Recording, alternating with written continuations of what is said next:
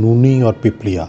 यह मुकालमा है एक नूनी के और पिपले के दरमियान। नूनी: शेर शेर नहीं छोड़ेंगे, हटा के दम लेंगे, ये हुकूमत नहीं चलने देंगे, चाहे ये सबको गिरफ्तार कर ले। हमारे मसालती लीडर शहबाज शरीफ और ख्वाजा आसिफ अंदर चले गए, चाहे बाकी भी गिरफ्तार हो जाएं, मगर इंसाफियों की हुकूमत ख़त्म करके रहेंगे। पिपला: जिए भुट्टो, जिए बेनज़ीर, सियासत तहम्मुल का नाम है, कुर्बानियों और शहादतें देने का नाम है। तब्दीली फ़ौरन नहीं आती, बड़ी देर इंतज़ार करना पड़ता है। तुम और हम एक कश्ती में ज़रूर हैं, मगर हमारा तजुर्बा और है, तुम्हारा तजुर्बा और है। हमने कई आमरों को निकाला है, जबकि आपने कभी लंबी मुज़ाहमत का तजुर्बा नहीं किया। नूनी: ऐसी बात नहीं, हमने तहरीक निजात चलाई, मुशर्रफ के खिलाफ मुज़ाहमत की और अब भी मुसलसल गिरफ्तारियाँ दे रहे हैं। अब कुर्बानियों में हम पीपल्स पार्टी से पीछे नहीं, हम मसले से काम नहीं लेते। नवाज शरीफ सरेआम सेलेक्टर्स के नाम लेता है, मरियम नवाज सबको ललकारती है, बिलावल मसले से बात करता है। आप इस्तीफे हो या लॉन्ग मार्च, उनके बारे में तहफ़्फ़ुज़ात का शिकार है। हमारी लीडरशिप तैयार है, जबकि आप तज़ब्ज़ुब का शिकार हैं। पिपला: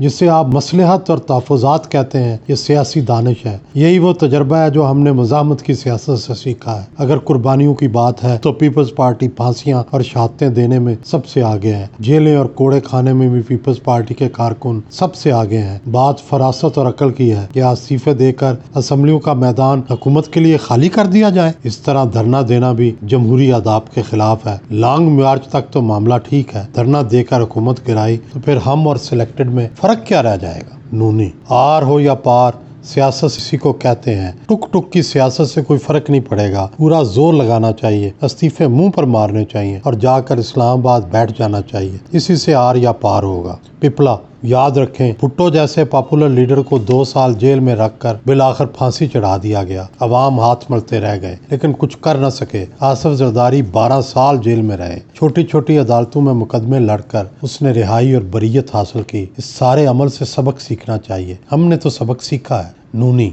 मसलियत की सियासत ने ही आपको पंजाब से आउट कर दिया है। अवाम ऐसे लीडर को पसंद करते हैं जो वाज़ेह फैसले करे, दिलेर हो, बहादुर हो। पिपला: पंजाब में हमारा वोट बैंक फ्रेंडली अपोजिशन की वजह से ख़त्म हुआ। हमने तुम्हारी हुकूमत बचाते बचाते अपना सियासी नुकसान कर लिया, मगर हम समझते हैं कि हमने सही तौर पर जमहूरी इक़्तिदार का साथ दिया और जमहूरियत बचाई। याद करो, अगर तहरीक इंसाफ के धरने के दौरान पीपल्स पार्टी नवाज शरीफ हुकूमत का साथ न देती तो क्या आपकी हुकूमत कायम रह सकती थी? नूनी: हमने भी जरदारी साहब के 5 साल पूरे करवाए थे। अगर पंजाब हुकूमत साथ न देती तो वो चल नहीं सकते थे। हमने आपकी सपोर्ट की, जवाबन आपने भी कर दी। पिपला: शायद आप मीमो गेट भूल गए हैं। मियाँ साहब काला कोट पहनकर सुप्रीम कोर्ट पहुंच गए थे। उस वक्त वो एस्टेब्लिशमेंट और इफ्तिखार चौधरी के साथ मिलकर पीपल्स पार्टी के खिलाफ आमादा जंग हो गए थे। आप नूनी हमेशा जज्बाती होकर फैसला करते हैं। नूनी: हमने इस मुल्क को बदला है, मोटरवेज और मेट्रोज बनाई हैं। हमने इस मुल्क पर दूरदराज असरात छोड़े हैं। मेमो गेट अगर हमारी गलती थी, मगर हमें गिराने में आपने भी तो एस्टेब्लिशमेंट का साथ दिया था। आप भी कई बार हमारे खिलाफ इस्तेमाल हुए हैं। पिपला: याद करो,